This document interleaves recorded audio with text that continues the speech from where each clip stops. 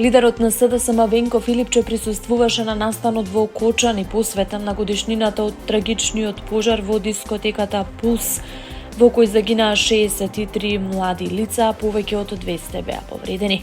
Денеска во Окочани оддаваме длабока почит кон прерано загинатите млади животи. Не постојат зборови што можат да ја опишат болката и тагата на семејствата кои ги загубија своите најмили. Сочувство кон родителите и нивните најблиски. Нека им е вечен споменот, напиша Филипче на социјалните мрежи. Настанот имаше за цел не само да оддаде почит на настраданите, туку и да ја нагласи потребата од солидарност и поддршка кон семејствата погодени од трагедијата. Присутните делегации, граѓани и институции се потсетија на важноста од превенција и безбедноста во јавните простори, како и одржувањето на споменот за младите животи што се изгубени.